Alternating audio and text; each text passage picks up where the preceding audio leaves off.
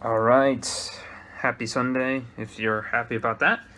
Um, so we had three games today for your World Cup pleasure. Early start was Costa Rica versus Serbia. Um, it was kind of a stalemate until I think it was Kolarov who put a free kick past one of the best goalkeepers in the world in Keylor Navas. Um, it's worth watching, I suppose. You can look it up. I'm not going to put it in the link, just because. Well, I don't know. It's a good one, but probably I didn't watch it, so it didn't have as much drama to it from me. Um, Next up, we had Mexico Germany, the one that I watched fully, and this one was an interesting one for my feelings, if it were. So I dislike Germany. I dislike Brazil. I dislike France. I dislike the teams that are the favorites or whatever.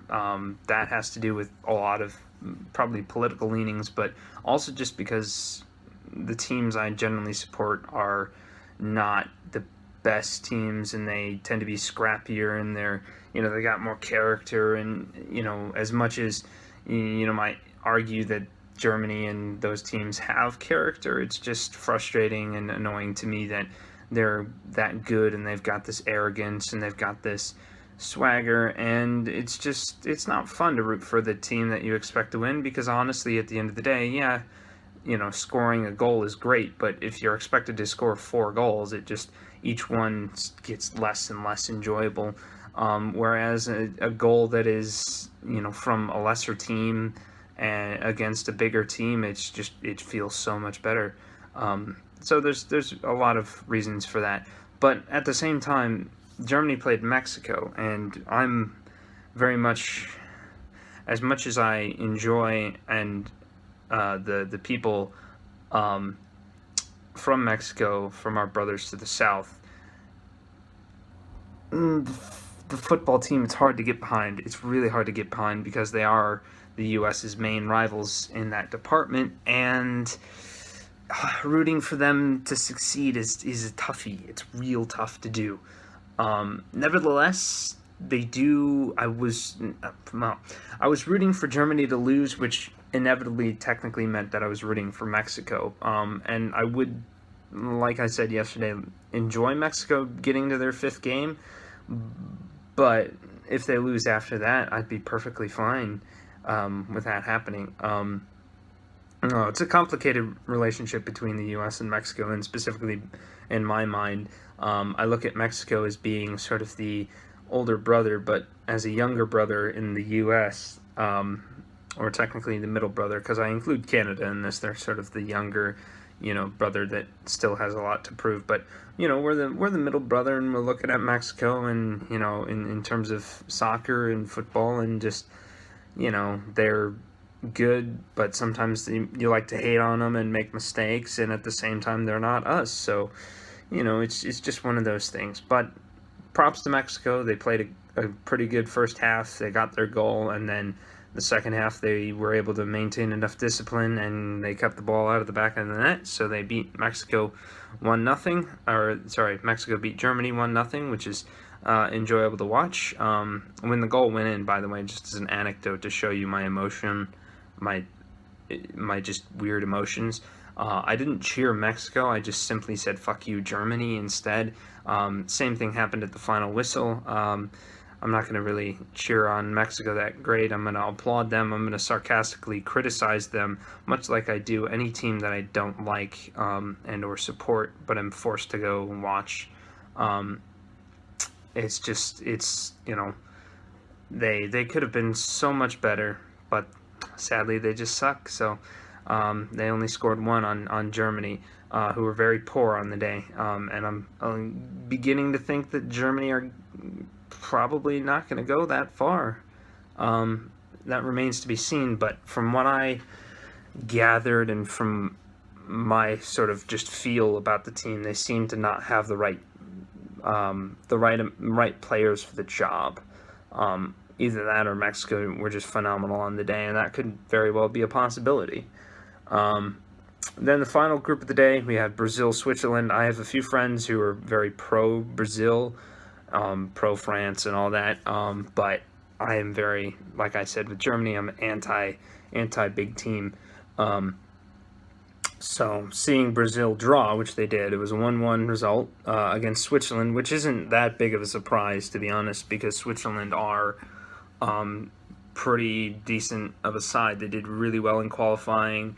They have solid talent and players, and so Brazil, just couldn't get the job done. They probably could have, but Switzerland aren't a pushover. So I think that it's a fair result. And I didn't watch like 60 minutes of this game, the last 60 minutes of the game, because, well, one, I went to get food, and the other one was just because it was kind of like, meh, I don't really care about the result. And to be honest, I thought it was going to be a slaughter fest after the first Philip Coutinho goal, which is probably worth checking out. But anyway, those were the results for today. For tomorrow, we've got an interesting set of matches going on. So Sweden and South Korea is actually going to turn out to be a pretty important match in terms of who's gonna, if either Sweden or South Korea can put themselves in a position to really possibly make it out of the group, because Germany did just lose their first game. So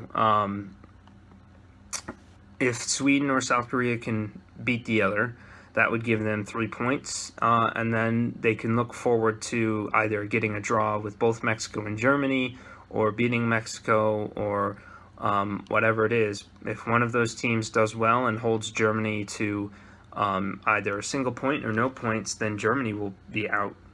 That will be out of the running, I do believe, barring a miracle or a slaughter. So Germany are kind of, they've got an uphill to climb, and Sweden and South Korea, I feel, aren't going to be too terrible, and I think Sweden are probably the harder of the two teams to beat for Germany. So it'll be interesting to see, but that first game is going to be important.